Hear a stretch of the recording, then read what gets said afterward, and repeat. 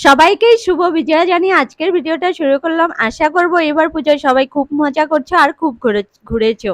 তো দেখো, গুরুফলাতে আমাদের কাকাদের বাড়িতে পুজো হচ্ছিল, দুর্গাপুজো। সেখানে আমরা সকাল সকাল উঠে অষ্টমী দিতে চলে গিয়েছিলাম। আমি, মা, বাবা আর দাদা। আমার ভাই সেদিন রাত্রে আলিপুর থেকে ঘুরে এসেছে বলে সারা রাত্রি আর যেতে পারেনি। সকালে ও গোসাইগাঁওয়ে কোনো একটা মন্দিরে অষ্টমী দিয়ে নিয়েছে। তো দেখো, সেখানে গিয়ে প্রথমে কিন্তু একটু ফটোশুট করে নিয়েছি। তারপর যেহেতু বাড়ির পুজো, তো অনেকই তো কাজ টাজ থাকে, সেগুলোই সবাই মিলে করছিল।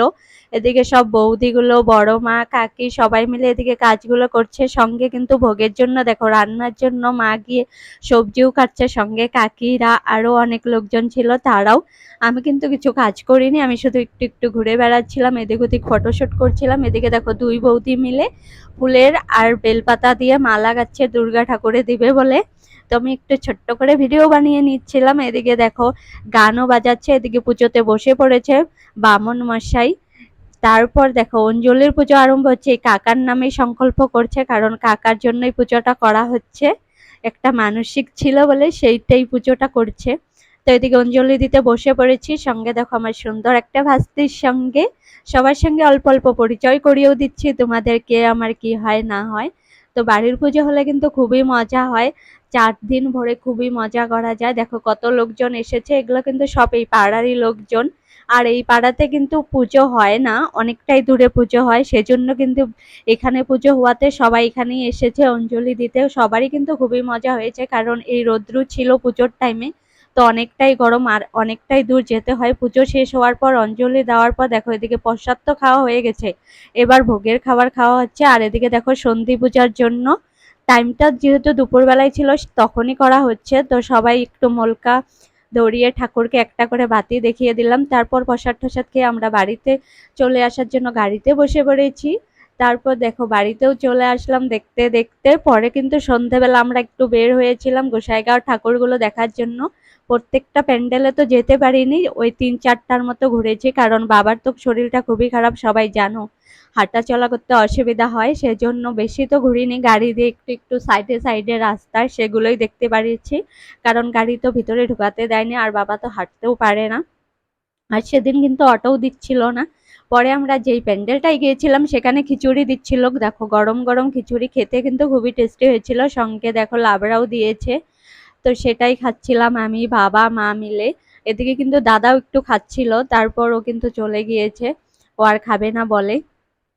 তারপর আমরা খিচুড়ি খাওয়ার পর আবার দেখো, আরো 2-4টে প্যান্ডেল দেখে তারপর চলে এসেছি। তারপর আবার নবমীর দিনও গিয়েছিলাম, অল্প বেশি কিন্তু ঘুরতে পারিনি। নবমীর দিনও একটু ঘুরেই চলে এসেছি, শুধু 2টো ঠাকুর দেখেছিলাম। যেহেতু অষ্টমীতে একটু ঘুরেছিলাম, কিন্তু নবমীতে সেরকম ঘোরা হয়নি। আর এবার কিন্তু আমাদের গোসাইগাঁওয়ে সেরকম ভালো কোনো প্যান্ডেলও বানায়নি, ওই 2-1টা প্যান্ডেল বানিয়েছিল সুন্দর, তাছাড়া বেশি বানায়নি। একদমই শুধু বিয়ে বাড়ির প্যান্ডেলের মতন বানিয়েছে। এদিকে কিন্তু সেরকম থিম পুজোও হয় না, কিন্তু এই প্যান্ডেলটা কিন্তু একটা খুবই ভালোই প্যান্ডেল বানিয়েছিল, এই ছোট্ট করে। এটা কিন্তু এবার প্রথম পুজো হয়েছে, এই পুজোটাই একটু ভালো করে বানিয়েছে। দেখো, দেখতেও কিন্তু খুবই সুন্দর। তাছাড়া কিন্তু বাকি প্যান্ডেলগুলো সেরকম সুন্দর বানায়নি, কারণ এখানে হয়তো তাদের বাজেটের প্রবলেম বা কি প্রবলেম, কিন্তু গোসাইগাঁও এত ভালো ভালো প্যান্ডেল একদমই বানায় না। আগে কিন্তু অনেক ভালোই বানাতো, এখন কিন্তু সেরকম আর ভালো বানানো হয় না। অষ্টমীর দিনে কিন্তু আমি আর মা বেশ একটু একটু করে ফটো উঠে নিচ্ছিলাম। তারপর দেখো, নবমীর দিন কতটা ভিড়। অষ্টমীর দিন কিন্তু আমরা বাজার একদমই ঢুকতে পারিনি, যেটা মেন বাজার যেখানে পুজো হয় বেশি, সেখানে আমরা ঢুকতে পারিনি। কিন্তু নবমীর দিন গিয়েছিলাম শাড়ি পরে। এই শাড়িটা কিন্তু আমার শ্বশুর বাড়ির থেকে আমার শ্বশুর মশাই দিয়েছে, সেই শাড়িটাই পরেছিলাম আজকে নবমীর দিনে। তো 2টো ঠাকুর দেখেই বাজারে যেগুলো হয় সেগুলো দেখেই বাড়িতে চলে এসেছি। তো দেখো, এই ধামের ঠাকুরটা কিন্তু খুবই সুন্দর। আর এটাতে কিন্তু আমরা প্রথম অষ্টমীর থেকে সপ্তমীর থেকে অষ্টমী কোনোদিনও যেতে পারিনি। তো নবমীর দিন গিয়েছিলাম একটু। দেখো, রাস্তাটা সুন্দর করে একটু সাজিয়েওছে লাইট দিয়ে, খুবই কিন্তু সুন্দর লেগেছিল দেখতে। তো তারপর একটু ফটো উঠে চলে এসেছিলাম।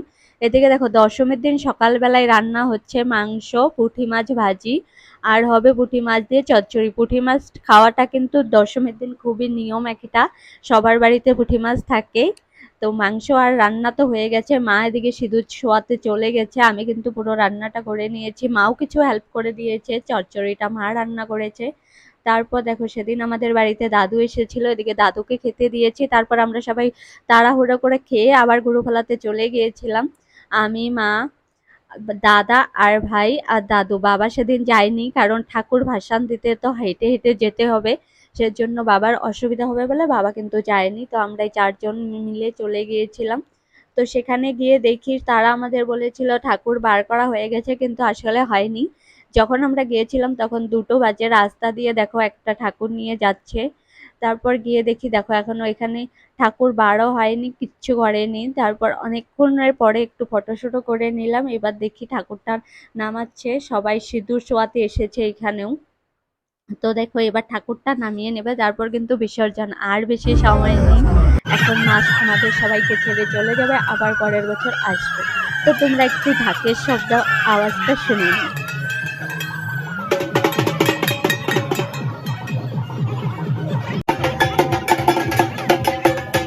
এইভাবে কিন্তু পুজোর আওয়াজ শুনতে খুবই ভাল লাগে। এবার দেখো বড় মা ঠাকুর বরণ করে নেবে, সঙ্গে কাকিমারাও সবাই মিলে, তো সেটা একটু এনজয় করে নাও।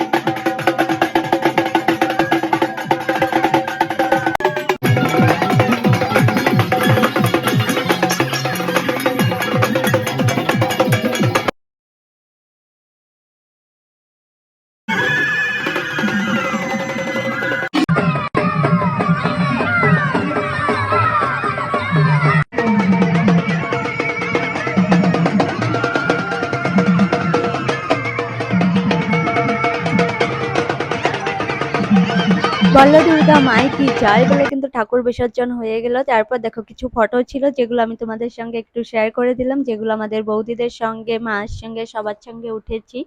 তো এই সুন্দর মেয়েটা কিন্তু আমার দিদির মেয়ে। তো ফটোগুলো কেমন লাগলো আর ভিডিওটা কেমন লাগলো সবাই কমেন্ট করে জানি।